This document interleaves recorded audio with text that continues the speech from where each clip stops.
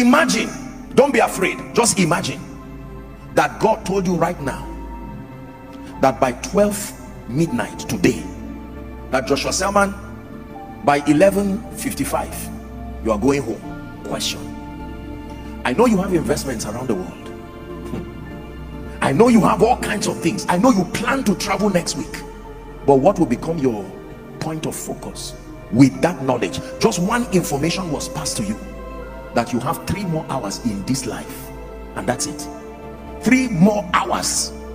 Wrap up whatever you have to do. You have 3 hours. No prayer will change it. 3 hours. You are not sick, and it's not going to be accident. It will not be anything. Once it's time, God knows the many ways he will pick you so that you don't fear, but you just have 3 hours.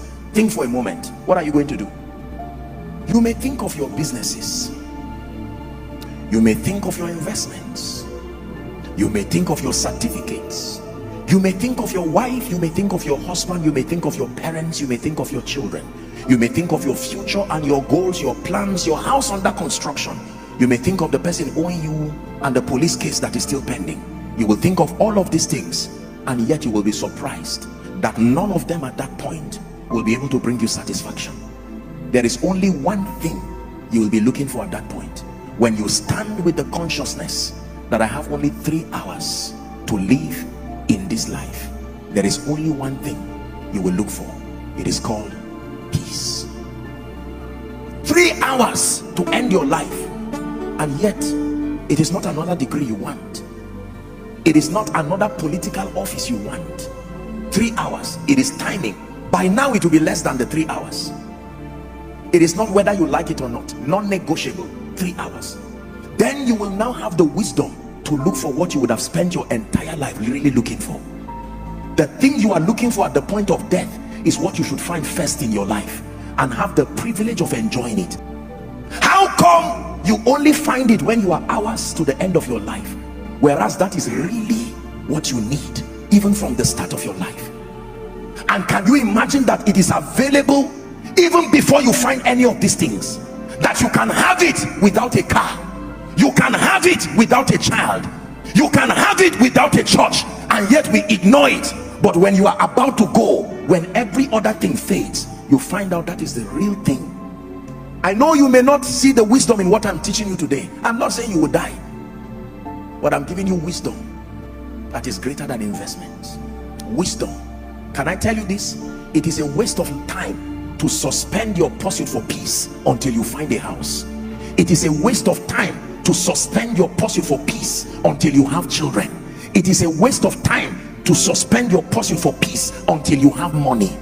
None of those things have the power to give you peace. I can tell you, they may carry with them expressions of conveniences that may minister security, may minister variety, but security, variety, significance, love and acceptance, growth and advancement, impact and contribution are psychological ways of looking for the same thing: peace. Jesus said, I've given it to you. I don't give you when you finish your degree. I don't give you when you finish your masters. I don't give you when you finish your PhD. I don't give you when you become a professor. I don't give you when you are 60 years. Right where you are, before you even start your journey, you can carry the peace of God. When you find a house, it's just an added advantage, but peace is there. Even if the house goes, your peace remains. As God grants you children, you are celebrating the children and dancing, but not without your peace. Can I tell you, no matter what you lose, you did not lose if what you have left is peace. But no matter what you gain, hear me, you really lost if you lost your peace on the way. Many of you start with that gift of peace, you throw it away to look for a wife, you throw it away to look for a husband, you throw it away to look for a job, you throw it away to look for ministry increase. At the end of it, watch what you have: children, a name, a private jet, money in your account in various currencies, a political position, titles, qualifications, no peace. Where did you keep it? And you find out that you left it in 1980. You threw it when you began your journey looking for other things, and at the end of your life you will say, house, give me fulfillment, and house says, not my assignment.